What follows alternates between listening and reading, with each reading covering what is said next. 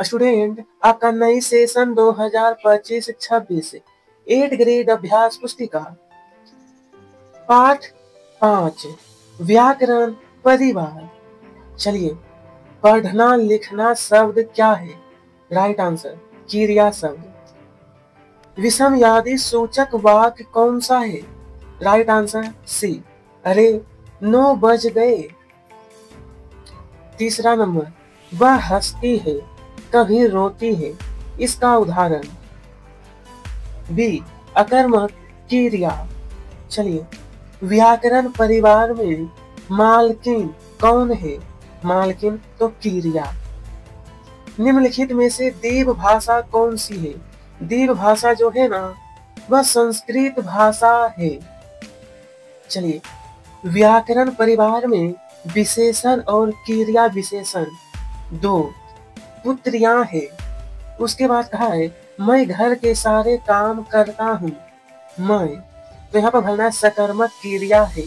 उसके बाद संज्ञा के स्थान पर उपयोग होने वाला शब्द सर्वनाम कहलाते हैं। आगे, संज्ञानंद क्रिया देवी पर निर्भर है। पशु, शेर, व्यक्ति और नदी, तो ये सारा का जातिवाचक संज्ञा है। चलिए, संज्ञा शब्दों के स्थान पर प्रयोग होने वाले 3 शब्द। 3, मैं, तुम, वह। अकर्मक क्रिया के कोई 2 उदाहरण। मीना हंस रही है, बच्चा रो रहा है। चलिए, विशेषण शब्द के कोई 4 उदाहरण। सुंदर, कला, तेज, भारी। मैं भोपाल जाता हूँ, बाघ को भविष्य काल में। मैं कल भोपाल जाऊंगा। प्रश्न 15, निम्नलिखित विराम चिन्ह के बारे में लिखिए। अल्प विराम, इस चिन्ह का प्रयोग वाक्य के बीच में आवश्यकता अनुसार समान शब्दों में होता है। पूर्ण विराम, कथन का पूर्ण होने के बाद इस चिन्ह का प्रयोग किया जाता है। आगे, समुच्चय बोधक शब्दों के प्रयोग करने की आवश्यकता कब होती है? ऐसे शब्द जो दूसरे शब्दों, वाक्यों या वाक्य अंशों में विभाजन प्रकट करते हैं, वे विभाजक समानाधिकरण समुच्चय बोधक कहलाते हैं।